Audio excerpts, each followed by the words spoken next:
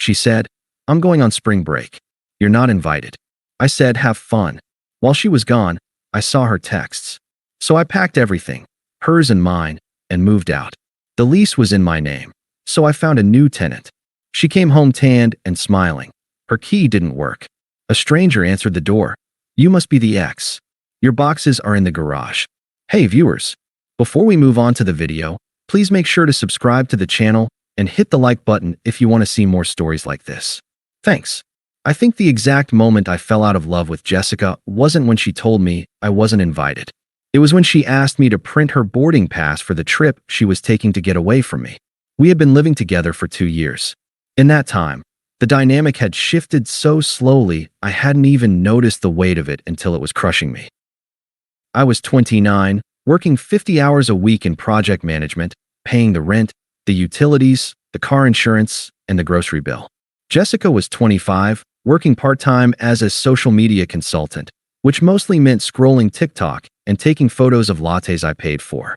I didn't mind the money. I'm old-fashioned like that. I like providing. But there is a difference between providing for a partner and subsidizing a parasite. I was about to learn that difference the hard way. It was a Tuesday night. I had just come home from a 10-hour shift to find the apartment in chaos. Clothes were everywhere, bikinis, sheer cover-ups, heels that looked impossible to walk in.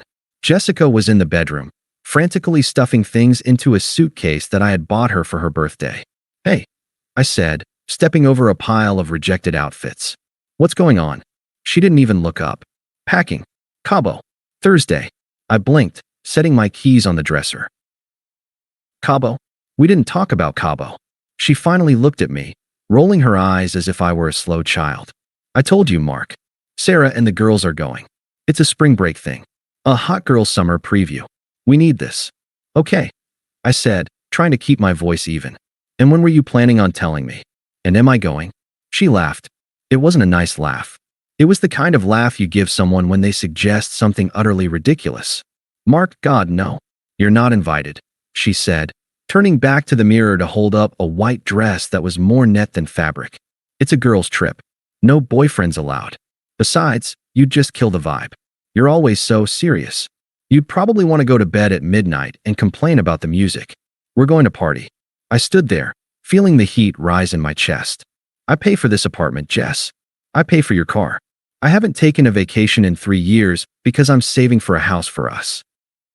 And you're telling me you're blowing $2,000 to go party in Cabo with your single friends, and I'm killing the vibe?"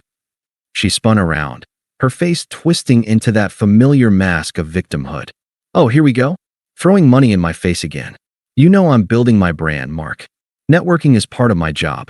And honestly, this controlling attitude is exactly why I need a break. You're suffocating me." Suffocating her. The irony was thick enough to choke on. I took a breath. I looked at her, really looked at her. I saw the entitlement in her posture, the lack of gratitude in her eyes. I realized then that she didn't see me as a boyfriend. She saw me as a utility. I was the electricity, the water, the Wi-Fi. You don't thank the electricity for working. You just get annoyed when it flickers. "Fine," I said. The fight drained out of me instantly. It was replaced by something colder. Something permanent. "You're right. You need a break. Go to Cabo. Have the time of your life." She stopped packing, surprised by my sudden surrender. A smug smile crept onto her face. She walked over and patted my cheek, patronizingly. "See, was that so hard? I knew you'd get it eventually. Oh, by the way, can you transfer me like $500? Just for emergencies. Sarah says the clubs have high covers." I stared at her. A specific gear in my brain shifted. It was the gear that controlled my empathy, and I felt it disengage. "Sure," I said. "I'll send it right now." I sent the money. I printed her boarding pass. I even drove her to the airport the next morning. The car ride was silent on my end, while she chattered away about the VIP tables Sarah had allegedly promised. When we pulled up to the terminal, she didn't kiss me goodbye. She just checked her makeup in the visor mirror, opened the door, and said, "Don't wait up when I get back next week. I might crash at Sarah's if we land late." "Have fun, Jess," I said. "Bye, Mark. Try not to be so boring while I'm gone." She slammed the door and strutted toward the terminal, dragging the suitcase I bought, wearing the clothes I paid for, on a trip funded by my overtime. I drove home in silence. The apartment was quiet. For the first time in 2 years, it felt peaceful. I walked into the living room and sat on the couch. That's when I saw it. In her rush to leave, Jessica had left her old iPad on the coffee table. She usually kept it for watching Netflix while she cooked, or, more accurately, while she watched me cook, but it was synced to her iMessage account. It dinged. I'm not a snooper. I respect privacy. But the screen lit up, and the preview was right there in bold letters. It was a group chat named Cabo Bitches Palm Tree Tropical Drink. Sarah, did you get the money? Jessica, LMAO yes. The wallet came through. Sent me $500 for emergencies. Sarah, God, he is such a simp. Does he know about Stefan meeting us there? My blood turned to ice. Stefan was her ex from college. The one she swore she blocked. The one she told me was toxic and broke, but great in bed. Jessica, hell no. He thinks I'm going to find myself. Rolling on the floor laughing, I told him he's too boring to come. Imagine bringing Mark to a club? He'd just stand there looking like a dad. I need a week off from playing house with him. I need to get messy. Sarah, well, get ready. Stefan got a table at the Mandala. We are going to be single for the next 7 days. Jessica, correction, I am single until I need rent paid next month. Let's go. Airplane. I sat there for a long time, staring at the word wallet. She didn't just cheat on me. She had monetized me. She had turned our relationship into a subscription service, and she was currently on the free trial of another guy while I footed the bill. I put the iPad down gently. I didn't scream. I didn't throw it against the wall. I felt a strange sense of calm wash over me. It was the clarity of a man who finally realizes the building is burning and knows exactly where the exit is. I looked around the apartment. The lease was in my name. The security deposit was from my bank account. The furniture was mine. The TV was mine. Even the plates in the sink were mine. She wanted to be single? She wanted a life without the boring guy who paid for everything? Okay, Jessica, I whispered to the empty room. Proposal accepted. I pulled out my phone and dialed my landlord. Hey, Mr. Henderson? It's Mark. Yeah, everything is fine. Listen, I need to talk to you about the lease. I'm moving out. Today. Mr. Henderson, my landlord, is a grumpy Vietnam vet who generally hates everyone. But he really hated Jessica. She had called him at 11 p.m. once because a light bulb went out, and another time because she saw a spider. When I told him I was leaving and that the rent checks would stop, he didn't panic. He just grunted. Is the girl staying? He asked. No, I said. She can't afford it. And she's not on the lease. It's a clean break. Good, he wheezed. She's a pain in the ass. You want your deposit back, the place better be spotless. It will be. Actually, Mr. Henderson, I have a buddy from the gym looking for a place. His name is Dave. He's quiet, pays cash, and he's an electrician, so he won't call you about light bulbs. Send him over. The logistics were brutally simple. Because I had protected myself financially, keeping everything in my name because Jessica had anxiety about bills. Dismantling our life was as easy as canceling a Netflix subscription. I called Dave. Dave is a brick shithouse of a human being, 6'4", bald, tattooed, and works in high-voltage line repair. He's the nicest guy you'll ever meet, but he looks like he eats barbed wire for breakfast. He'd been crashing on his brother's couch after a bad breakup of his own. The place is yours starting Monday, I told him. But there's a catch. You have to deal with the handover. What handover? My ex is coming back from Cabo next Thursday. She doesn't know I moved out. Dave laughed, a deep rumble. Say less. I'll change the locks on Monday night. I spent the next 3 days erasing my existence. Packing my stuff was easy.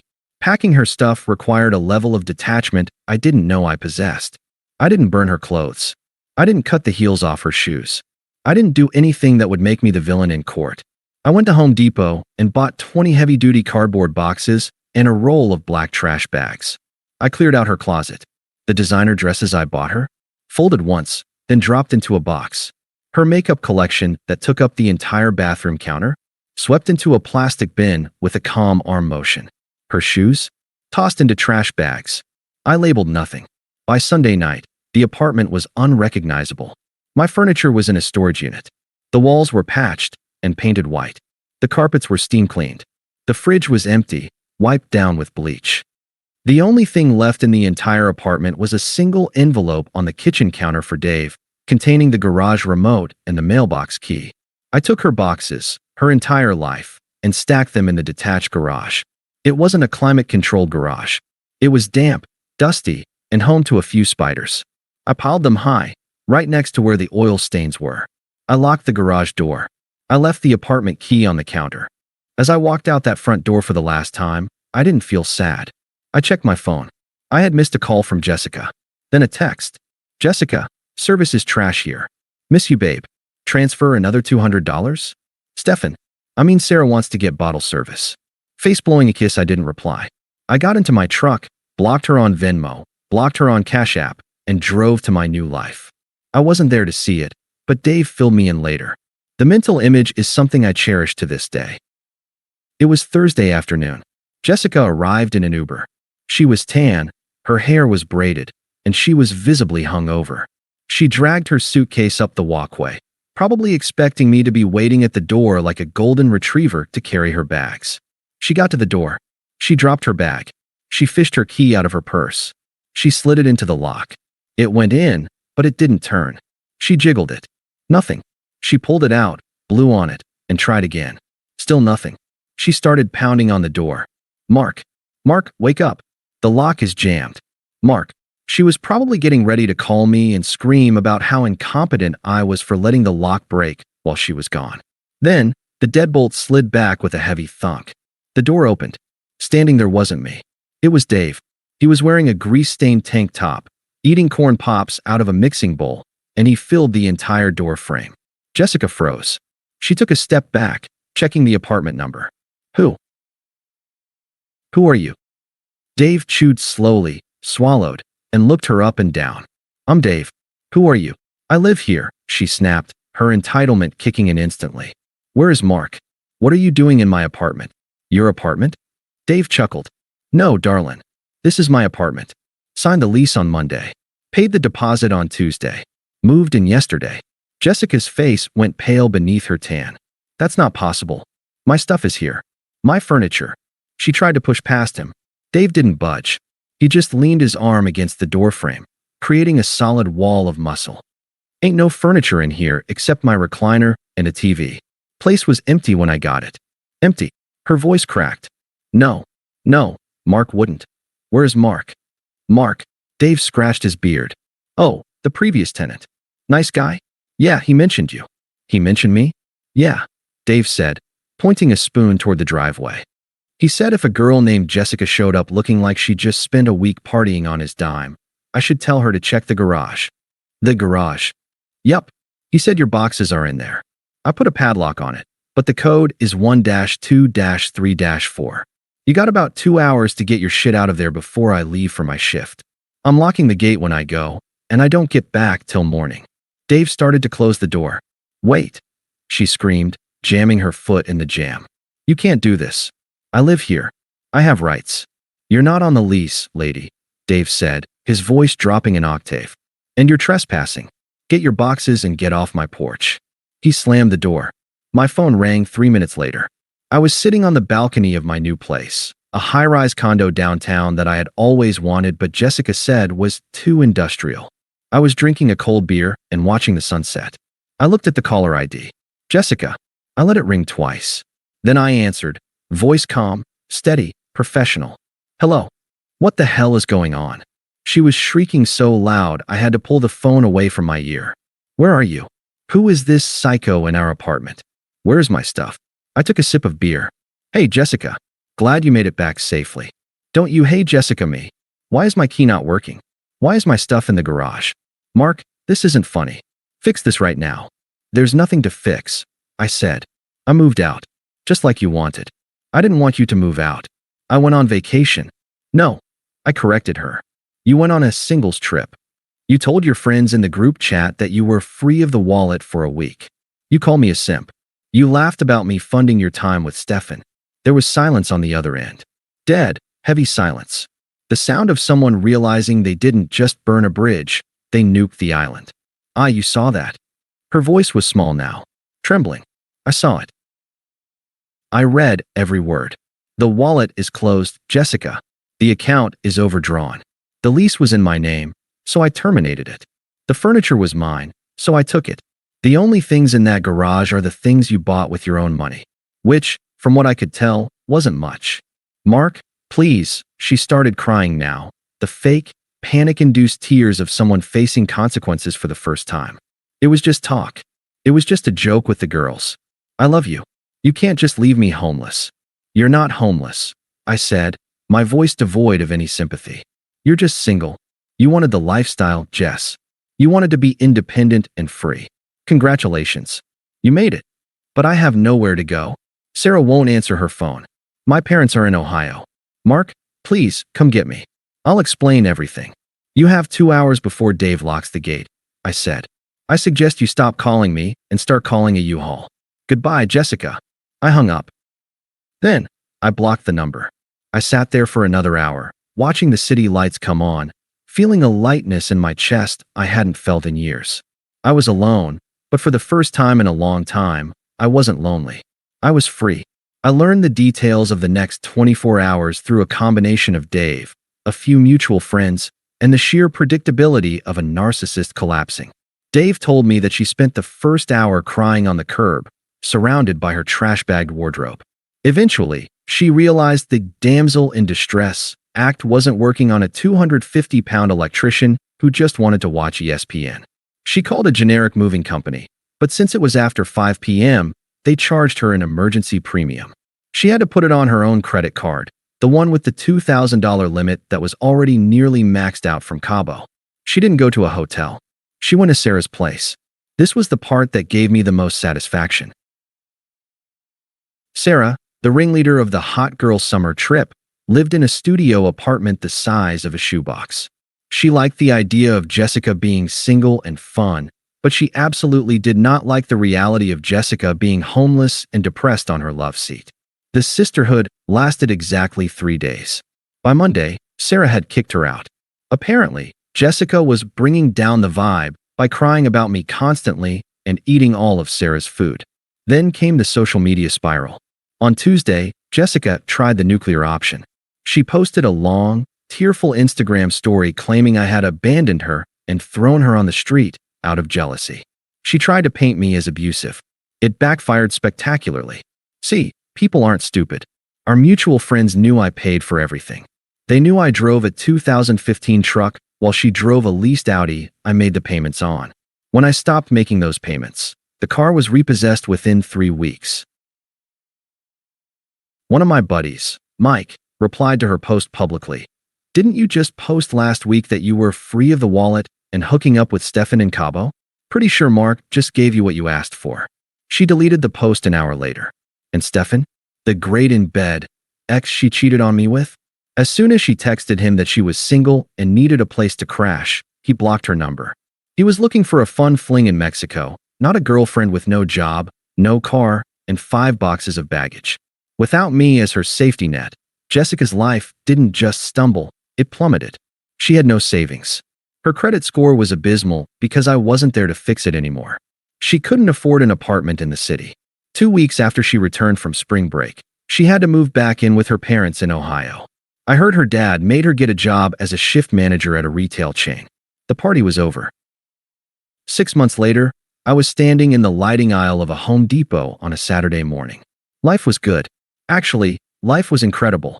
I had used the money I was no longer lighting on fire to upgrade my wardrobe, join a boxing gym, and invest in a new condo.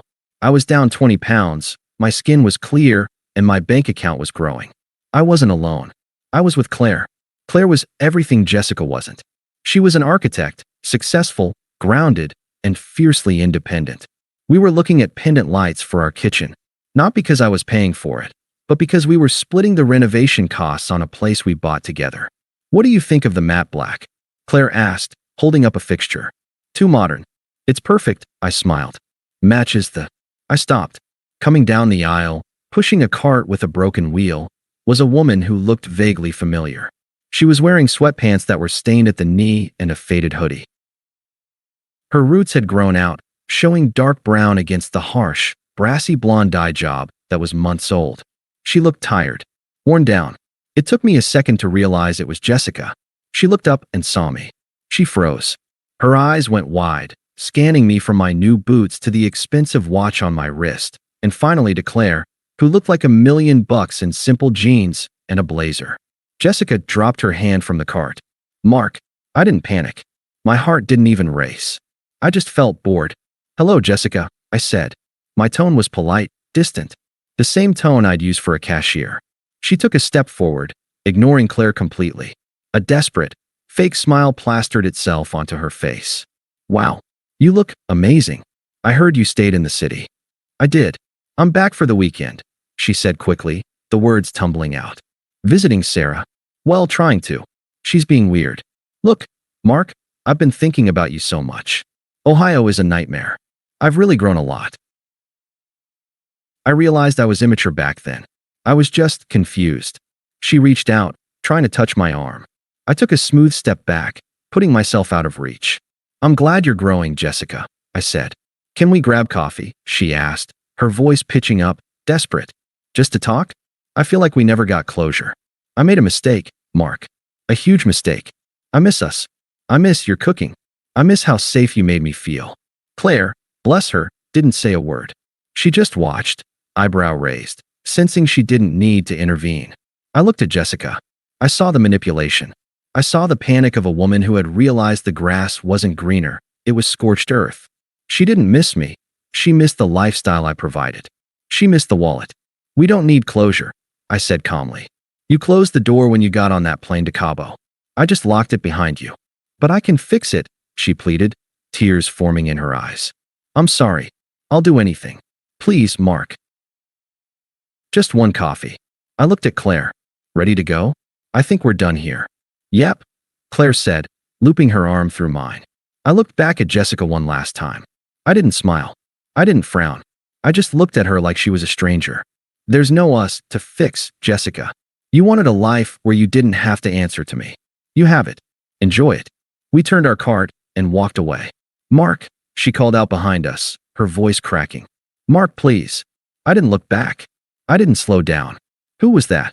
Claire asked quietly once we were in the next aisle. I picked up a box of light bulbs, checked the wattage, and tossed them into the cart. Nobody, I said. Just an old bill I finished paying off. Thanks for watching. Make sure to subscribe to the channel and hit the like button. What do you think about this story? Share it in the comments.